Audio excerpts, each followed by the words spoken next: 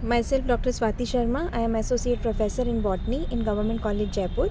आज का हमारा टॉपिक है पेलियोबॉटनी का लेपिडोडेंड्रॉन.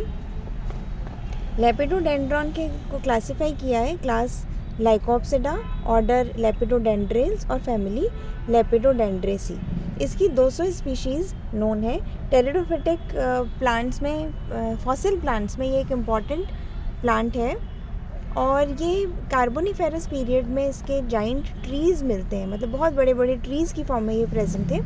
और कार्बोनिफेरस पीरियड में उसके जो सेडिमेंट्री रॉक्स हैं उसमें इसके फॉसिल्स पाए जाते हैं. ये कार्बोनिफेरस पीरियड के बिगनिंग में ही इसका डेवलपमेंट हो गया था और एंड तक आते आते कार्बोनिफेरस के ये प्लांट्स डिसअपियर हो गए थे. इनकी हाइट 30 मीटर तक है और जो डायमीटर है वो 2 मीटर तक का था, यानी 30 मीटर हाइट, मतलब ये बहुत ही जाइंट ट्रीज़ हुआ करते थे.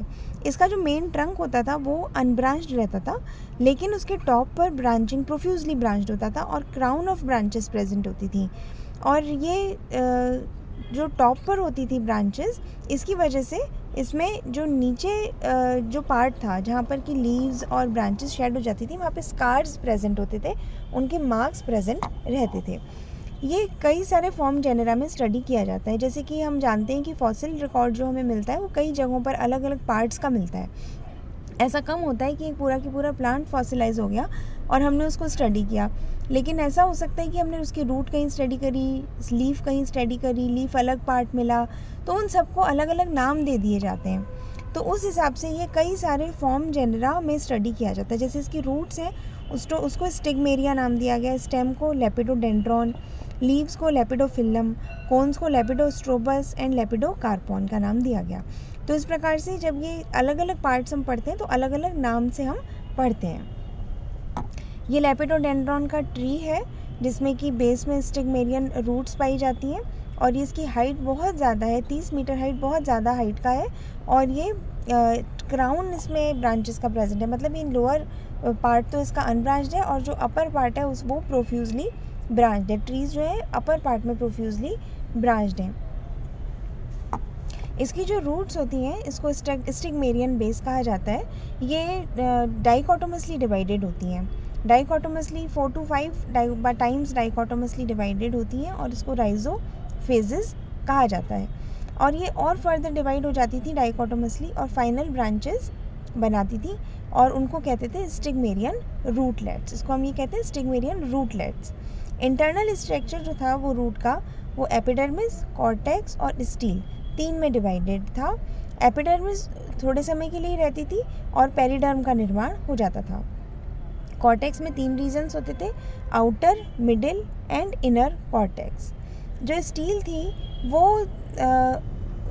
वो हॉलो मिलती है, मतलब जब हम फॉसिल को स्टडी करते हैं तो वो स्टील इसमें हॉलो मिलती है, खाली मिलती है. लेकिन ऐसा माना जाता है कि ये साइफोनो स्टील रही होगी. साइफोनो स्टील में क्या होता है कि इसमें पित्त प्रेजेंट होता है. हमने पहले भी प्लांट्स में जो फॉसिल प्लांट्स थे उनमें भी हमने देखा, और जब हम इसका स्टीलर सिस्टम पढ़ते हैं तो प्रिमिटिव होता है प्रोटो स्टील, जिसमें कि सेंटर में जाइलम है सराउंडेड बाय फ्लोएम. साइफोनो स्टील उससे एडवांस टाइप ऑफ स्टील है जिसमें कि सेंटर में पित्त पाया जाता है, उसके बाहर जाइलम और उसके बाहर फ्लोएम पाया जाता है. पित्त का नेचर इसमें पेरेन्काइमेटस था, पित्त पेरेन्काइमा की सेल्स की बनी होती थी.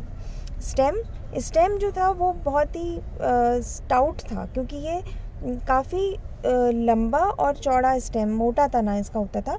तो ये स्टेम जो है सिलेंड्रिकल, स्टाउट और अनब्रांच्ड होता था. और जो मेन ट्रंक था उसमें लोअर ट्रंक में तो ब्रांचेस नहीं पाई जाती थी, जो अपर पार्ट था उसमें क्राउन ऑफ ब्रांचेस प्रेजेंट थी. और जो लोअर पार्ट था उसमें लीफ स्कार्स और लीफ कुशंस पाए जाते हैं. उसका कैरेक्टरिस्टिक पैटर्न था लीफ स्कार्स और कुशंस का. जो कुशंस हैं वो वर्टिकली इलोंगेटेड थे और टेपरिंग होती थी, बेस पर से वो टेपर हो जाते थे, मतलब वो थोड़े नुकीले हो जाते थे. और उसमें लीफ स्कार के अलावा बंडल स्कार का भी मार्क प्रेजेंट होता था. और इसमें कुछ स्पीशीज़ में एडिशनल स्कार भी प्रेजेंट होते थे, उनको कहते हैं पेरिकनोज. पेरिकनोज जो है वो बंडल के साथ में ही एक टिश्यू प्रेजेंट होता था, तो उसके भी स्कार्स इसमें कुछ स्पीशीज़ में पाए जाते हैं. तो इस प्रकार से जो पूरा तना था, ट्रंक था, उस पर लोअर पार्ट में स्कार्स प्रेजेंट होते थे, लीफ स्कार्स, बंडल स्कार्स, पेरिकनोज, ये सब प्रेजेंट इसमें पाए जाते थे। ये स्टेम का टीएस है। स्टेम का टीएस में बाहर की तरफ पेरिडर्म प्रेजेंट है, क्योंकि एपिडर्मिस शॉर्ट लिव्ड होती थी, एपिडर्मिस का स्थान पेरिडर्म ले लेता था। फेलोजन भी एक प्रकार का मेरिस्टेमेटिक टिश्यू है जो कि पेरिडर्म को डेवलप करता है। तो जब बड़े जो मतलब ऐसे लॉन्ग लिव्ड ट्रीज़ होते हैं जो कि बहुत ही सालों तक जीवित रहते हैं, एंजियोस्पर्म्स में भी हम देखते हैं कि बाहर की एपिडर्मिस तो समाप्त हो जाती है जो बड़े ट्रीज़ होते हैं, और उसका स्थान पेरिडर्म ले लेती है। तो पेरिडर्म जो है वो फेलोजन से बनती है। फेलोजन एक तरह का कैम्बियम होता है, एक प्रकार का मेरिस्टेमेटिक टिश्यू है जो कि पेरिडर्म का निर्माण बाहर की तरफ करता है एपिडर्मिस के रप्चर होने जाने के बाद। क्योंकि जो तना होता है उसका डायमीटर कम होता है एक छोटे प्लांट का, जैसे जैसे वो बड़ा होता चला जाता है वैसे वैसे उसका डायमीटर भी बढ़ता चला जाता है सेकेंडरी ग्रोथ की वजह से। तो जब डायमीटर बढ़ता चला जाता है तो उसमें जो एपिडर्मिस है वो रप्चर हो जाती है और उसका स्थान पेरिडर्म को लेना पड़ता है और उसको निर्माण होता है फेलोजन के माध्यम से। तो इसमें भी मेरिस्टेमेटिक टिश्यू फेलोजन पाया जाता था, जिससे कि पेरिडर्म का निर्माण होता होगा। और उसमें कॉर्टेक्स प्रेजेंट थी। कॉर्टेक्स 3 भागों में बटी हुई थी, आउटर, मिडिल और इनर कॉर्टेक्स। लीफ ट्रेसेस भी उसमें पाए जाते थे। एंडोडर्मिस पेरिसाइकिल प्रेजेंट थी और सेंटर में स्टील प्रेजेंट थी। तो जब इंटरनल स्ट्रक्चर हम स्टेम का स्टडी करते हैं तो 3 रीजन्स में डिवाइडेड था, कॉर्टेक्स, स्टील और पिथ। मैच्योर ट्रंक जो थी वो पेरिडर्म से कवर्ड रहती थी। एंडोडर्मिस पेरिसाइकिल भी प्रेजेंट थी और बेस जो था ट्रंक का वहाँ पर तो प्रोटोस्टील प्रेजेंट थी, मतलब जाइलम सराउंडेड बाय फ्लोएम। इस प्रकार का वेस्कुलर सिस्टम पाया जाता था, स्टीलर सिस्टम पाया जाता था। लेकिन ऊपर की तरफ हायर पार्ट जो था ट्रंक का वहाँ पर साइफोनोस्टील प्रेजेंट थी। पित्त जो था वो पैरेन्काइमा का बना हुआ होता था। अब है लेपिडोफिल्लम। लेपिडोफिल्लम मतलब उसकी पत्तियाँ, उसकी जो लीव्स थी वो लेपिडोफिल्लम के नाम से स्टडी की जाती है। इनकी लेंथ 1 मिलीमीटर से 1 मीटर तक होती थी, इतनी साइज़ इनकी वेरी करती थी। और उसमें सिंगल वेस्कुलर स्ट्रैंड ही पाया जाता था, एक वेस्कुलर स्ट्रैंड होता था। स्ट्रोमेटा प्रेजेंट होते थे और जो डेसिडुअस लीव्स होती थी उनका वो एक स्कार छोड़ के जाती थी, कुशन लाइक स्कार छोड़ के जाती थी तने के ऊपर। और वेस्कुलर बंडल जो थे वो पेरिकनोज से 2 तरफ से सराउंडेड हुआ करते थे।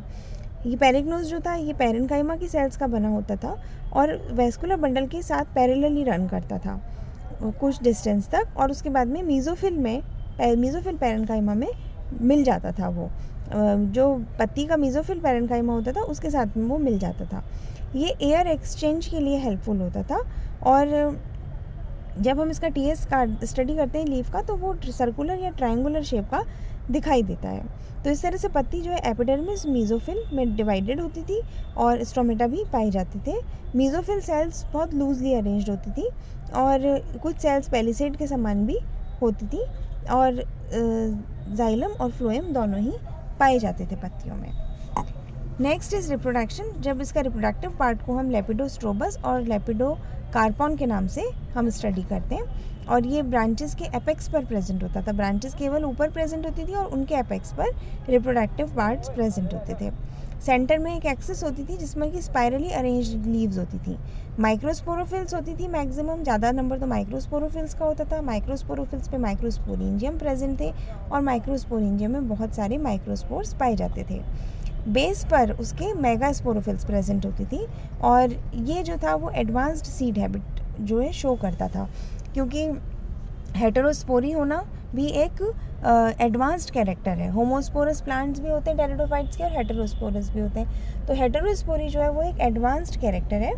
ये देखिए इसमें स्ट्रक्चर लेपिडो कार्पॉन या लेपिडोस्ट्रोबस का स्ट्रक्चर इस प्रकार से होता था। इसमें माइक्रोस्पोरेंजियम पाए जाते थे, ऊपर नीचे मेगास्पोरेंजियम पाए जाते थे और ये माइक्रोस्पोरोफिल और मेगास्पोरोफिल से प्रोटेक्टेड रहते थे।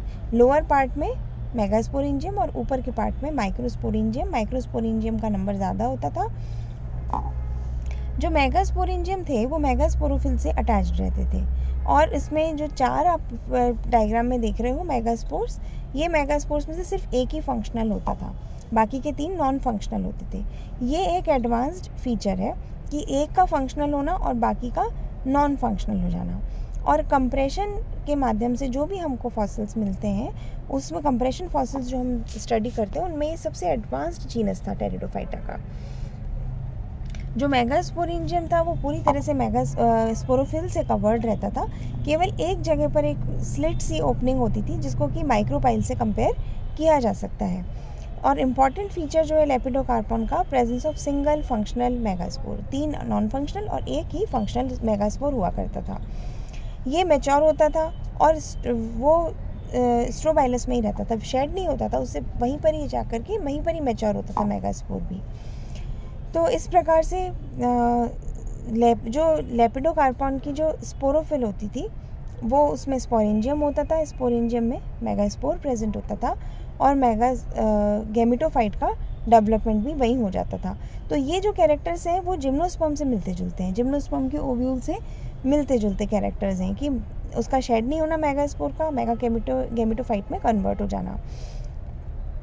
अब जो मेगास्पोरोफिल है वो स्पोरेंजियम को पूरी तरह से कवर्ड करके रखती है, जिसको कि कुछ साइंटिस्ट इसको इंटेग्यूमेंट से कंपेयर करते हैं कि जिस प्रकार से इंटेग्यूमेंट कवर करके रखती है उसी तरह से मेगास्पोरोफिल भी मेगास्पोरेंजियम को कवर करके रखती थी इसमें।